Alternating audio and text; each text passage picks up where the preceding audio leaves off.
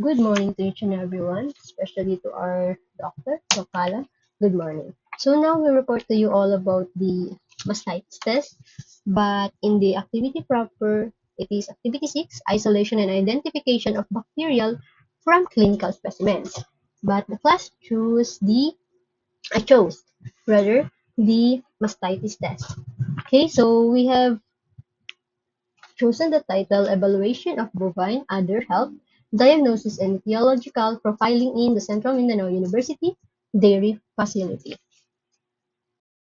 So now I'm going to talk about the day zero of this test or this isolation of a bacteria in the specimen. So we have here collected some samples, first in the cattle number 379K19, as well as the second would be cattle number F2A. So that is their identification. So the first thing that you need to do is, of course, get ready your PPE. We need to have the gloves, and if you have some boots, it is required in the dairy facility. So afterwards, you need to observe first the surroundings, especially the dairy facility itself. Then the next thing is to observe the cattle. Okay, so you should see the local manifestation specifically for the mastitis because this is the target. Okay, the target disease and the causative agent that we want to culture or isolate. Okay, first the local manifestations in the udder. So the first thing you need to do is the swelling or the edema, where the affected quarter is visibly larger, firm, or fitted when pressed. Yan. And the second one would be the heat, okay, where the quarter feels noticeably warmer to the touch compared to healthy quarters. Okay, the next thing would be the redness or the erythema. Pink to red discoloration of the skin on the affected quarter, more visible in lightly pigmented skin. And the last one in the local manifestations is the hardness or the induration, where the tissue becomes firm, fibrous, or wooden in chronic and severe cases. Okay, so that's the first thing that you need to know, or you need to know or observe the local manifestations. And the second one would be the manifestations in the milk. Okay, since we're gonna talk about the mastitis and we're gonna do this California mastitis test, but sadly we didn't. What do you call this? We didn't use a California reagent. Rather than we use a Joy surfactant, right? Joy dishwashing liquid because it has this ingredient which is the same as with the California reagents such as anionic surfactants. So later on, I will talk about the mechanism, but now we need to first describe the manifestations in the milk of the clinical positive in mastitis. Okay. First is the clots or the fibrin, where it is white, yellow, or blood-tinct flecks, lumps, or stringy material in the milk. Okay. The second we should observe is the discoloration. Nag-yellow ba siya? Creamy ba siya? Purulent material or texture ba siya? Then the third would be thickened consistency, where the milk resembles colostrum or pus. Okay? And of course, reduced yield. The affected quarter produces significantly less milk, sometimes none. So as you can see in here in our cattle number 379K19, I am the collector of that specific milk, and it is positive on the front right teeth. Okay. So among all the four quarters, only one is the positive based on the local manifestations as well as manifestations in the milk. And of course, we have systemic manifestation in the cattle or in the cow. The pyrexia, anorexia, depression, rumen stasis, dehydration, tachycardia, and recumbency. But we didn't technically do all these systemic manifestations, rather than we focus more on observing the observable signs and as well as what we can see. So yeah, now let's gonna talk about the second cattle, the cattle ID number F22A or the cow of the number F22A. Okay, so as compared to our first cattle, okay, This cattle seems like asymptomatic, meaning if we didn't collect the milk, there is no manifestations has been observed, and only the test itself using a joy dishwashing liquid serve as the indicator that the cattle is positive for the mastitis. So what do we call it? It is subclinically positive in mastitis. And the first one is the clinical mastitis positive. So what's the difference between the two? Okay, in clinical mastitis positive, you could see and you could observe some manifestations in the milk as well as in cattle. As compared to the subclinical, there is no observable signs rather than we rely more on the test itself. So now it's the exciting part. I'm going to talk about the mechanism of how does using a joy dishwashing liquid serve as a reagent in indicating if your cattle is positive in mastitis. Okay. So joy detergent act as a surfactant, meaning it lyses somatic cells or leukocytes in milk and release the DNA, which forms a gel thickness of which correlates with the degree of inflammation. So what is the mechanism for clinical mastitis? Milk contains very high somatic cells, so due to active infection. So the next thing is detergent, okay, the joy dishwashing liquid will disrupt the cell membrane of abundant leukocytes. A large quantity of DNA is released. Now, DNA strands intertwine, forming thick and sticky gel forms. And what you could see afterwards is the visible clots or pus. In milk also react enhancing gel formation. So in the clinical mastitis positive, strong positive, where the gel sticks to puddle, form a central peak. You could see in the picture, that's the right description for that picture. So the milk already contains visible abnormalities, clots, pus, discoloration, as I've said earlier in the local manifestations, and the California mastitis. In here, the modified mastitis test confirms the degree of inflammation by showing a strong positive reaction, as compared to our subclinical mastitis, where milk appears normal but has elevated somatic cells. So the detergent lyses small number of leukocytes, less DNA release compared to clinical cases, mild to moderate gel formation, not ache as compared to positive mastitis in clinical, and no visible clots. Detergent only reacts with the microscopic cells, so the result would be traced to weak positive or slight gel formation. Swirls, but no peak. Okay. So that's the main differences in the mechanism of the clinical and subclinical mastitis positive. And the subclinical milk has been collected by Anna Lagurin, and it is located in the rear left of the teats of the cattle, number F228. Okay, so I hope you have learned something about this using a modified mastitis screening test and Joy dishwashing liquid as an anionic surfactant, and specifically what ingredient that the Joy dishwashing liquid have is the sodium lauryl sulfate or sodium laureth sulfate. So that is the anionic surfactants that is needed to react in the DNA. So as you can see, visible clots has been formed as well as gel formation has been formed.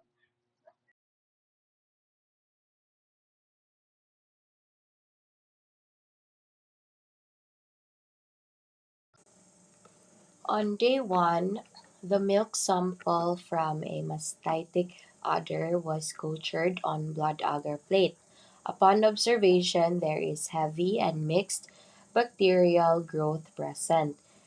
We can see multiple colony types with varying sizes, shapes, and colors, including small white colonies, creamy colonies, and some yellow pigmented ones. This indicates that the sample is polymicrobial. Some colonies appear smooth and circular while others are irregular, suggesting the presence of different bacterial species. The yellow colonies are suggestive of possible Staphylococcus aureus, which is a common cause of mastitis. Hemolysis is not clearly distinguishable at this stage, so further incubation and close examination are needed. Overall, the findings suggest a high bacterial load and possible mixed infection, which may be due to either true polymicrobial mastitis or contamination during sample collection. On day one, the same sample was cultured on mannitol salt agar. Growth is observed on the plate, which indicates that the bacteria present are salt tolerant, most likely belonging to the genus Staphylococcus. There is noticeable color change in the medium from red to yellow in some areas, indicating mannitol fermentation. This is significant because it suggests the presence of Staphylococcus aureus, which ferments mannitol and is major pathogen in mastitis. However, some areas of the plate did not change color, indicating the possible presence of non-mannitol fermenting organisms such as a coagulase negative staphylococci. In conclusion, the MSA results support the presence of Staphylococcus species, with strong suspicion of Staphylococcus aureus, and further biochemical tests are recommended for confirmation. Stamp test was also performed in day 1. This is for us to identify if naabay group B streptococci, which is ang Streptococcus agalactiae. This is important since Streptococcus agalactiae is a major contagious mastitis pathogen. So, ang observation or na-observe is walay intensification sa tanan perpendicular streaks, walay na form na arrowhead, as you can see, or there is no synergistic enhancement of beta hemolysis sa junction between the streaks sa staffy or ang kanang sa center na streak. So, ang result is CAM test negative, thus there is no Streptococcus agalactiae sa sample. So, further identification with other tests such as ram staining para mabalan or identify nato ang organism. This indicates that this is likely an environmental mastitis pathogen and dili siya contagious type, and there could be a presence of the other non-groupy streptococcus such as Streptococcus uberis or Streptococcus dysagalactiae. So, kanaara that is for the results sa day 1. Good day. This report represents the findings from the day 2 of broth culture analysis of milk samples collected from suspected mastitis cases at the Central Mindanao University dairy site. So the samples were obtained from cattle ID F22A and categorized into two groups, which are the subclinical and clinical mastitis cases. Both samples were inoculated into nutrient broth to assess the bacterial growth. So for the subclinical sample, the broth culture exhibited visible turbidity. This cloudiness indicates that the bacteria are actively growing and are distributed throughout the liquid medium. Such a finding confirms the presence of mastitis causing microorganisms even in the absence of obvious clinical signs.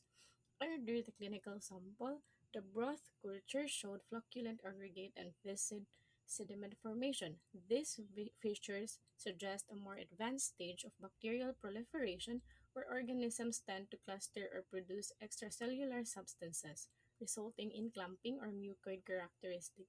This is commonly associated with pathogenic bacteria capable of forming structured colonies in biofilm like material. Overall, both samples tested positive for bacterial growth, confirming in infection. However, the clinical sample demonstrates a more pronounced bacterial activity and structural organization compared to the subclinical sample.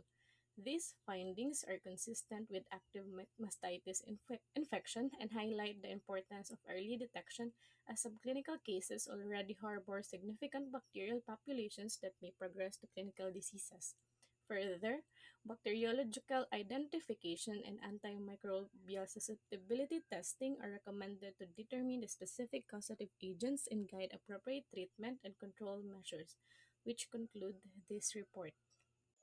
This report presents the day 3 findings from gram staining analysis of milk samples collected from suspected mastitis cases at the Central Mindanao University dairy site.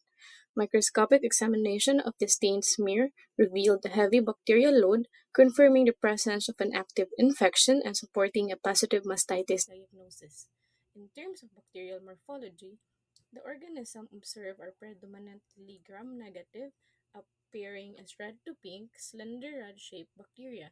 These organisms are distributed throughout the field, with some areas showing mild clustering, which may indicate localized aggregations of early colony formation.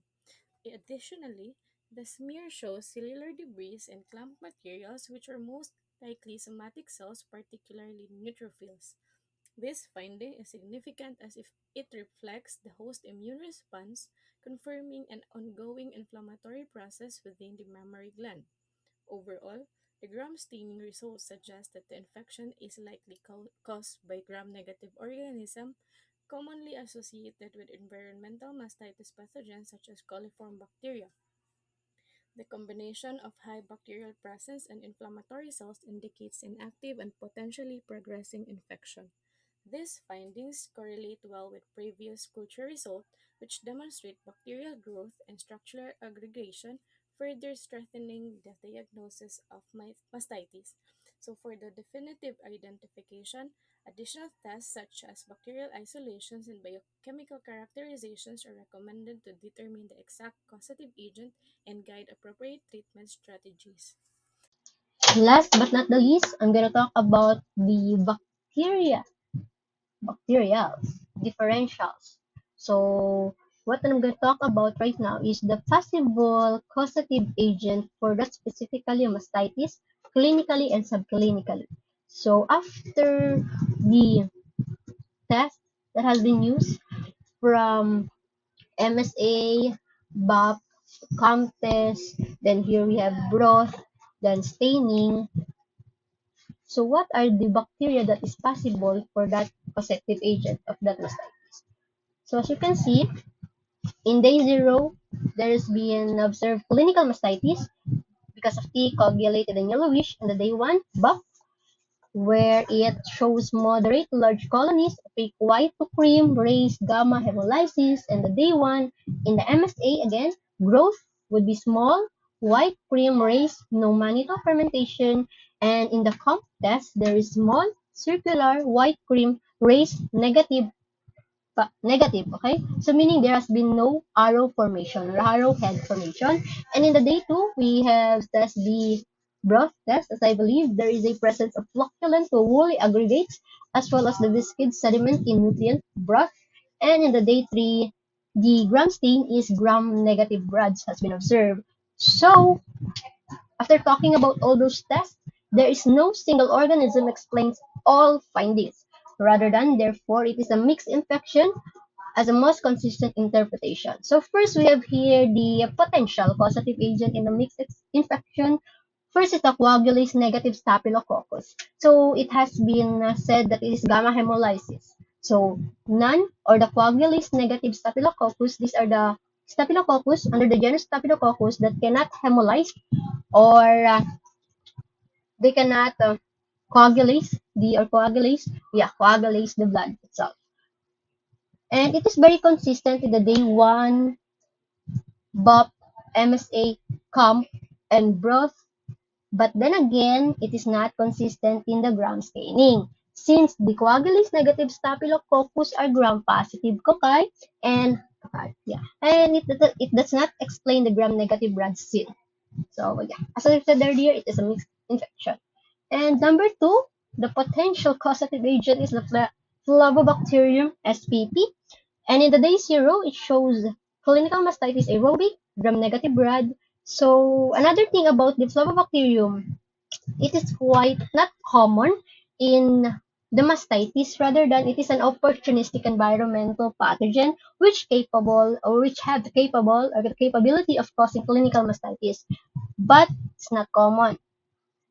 And in terms of broth, it is directly cause of flocculent or woolly aggregates as well as viscid sediment via autoaggregation or the they have this specifically virulence factors, I believe, the protein-based aggregation factor stabilized by their calcium, as well as in the gram stain, a gram-negative rad. So it matches the observed result. But then again, why it's not consistent, as you can see, this is the gram-negative. And in MSA, it should not grow. But then, we have observed in the MSA that there has been growth. So most probably, this is a mixed infection, or rather than maybe a contamination, or maybe a wrong method of doing the test itself. So I don't know. But yeah, the third would be the Escherichia coli, which is a coliform, which has been ruled out. Okay, although E. coli is a common cause of acute clinical mastitis from the day zero and is a gram-negative blood, but it is inconsistent with first MSA. As I've said earlier, the gram-negative should not grow on the MSA. No growth would be expected, but growth was observed. And the day two in the broth, okay, E. coli produces turbid appearance only, no flocculent or viscid sediment, which is a kind of much in the subclinical mastitis.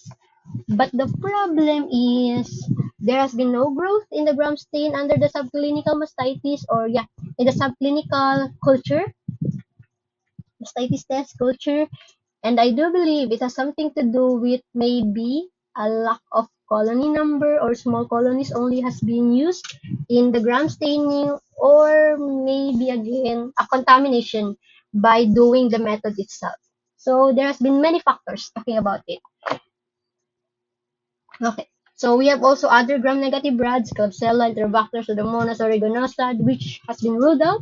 As I've said earlier, they do not grow in MSA and produce turbid growth only, maybe for the subclinical, but on the clinical side, it's quite no. Okay, I mean, not be the causative agent for the clinical. Well, as an exemption, the Pseudomonas fluorescens can produce flocculent sediment, but a rare mastitis pathogen and not named in our paper or in our presentation. So the most differentials that is consistent, not so consistent, but at least maybe just one inconsistency, the coagulase negative staphylococcus, where it is inconsistent in the gram staining, and the second one is the flavobacterium, which is inconsistent with the MSA growth. So, as I've said earlier, there has been many factors to talk about this. Maybe it's a contamination, maybe a wrongdoing or the wrong method of doing the test itself. But again, these are the two conclusion or the bacterial differentials that we believe has been the causative agent as the mixed infection in the clinical mastitis as well as the subclinical mastitis. So in subclinical mastitis, I believe also it's more on ruling on the E. coli rather than these two, because in the subclinical it produces in the broth, no, in the broth turbid only. So there is no flocculent, no sediment. So it's more on E. coli. But then again, the inconsistency, the MSA, yeah. And I hope you have learned something from our report talking about the isolation of the clinical specimen, specifically the mastitis. That could be all. Thank you and God bless us all.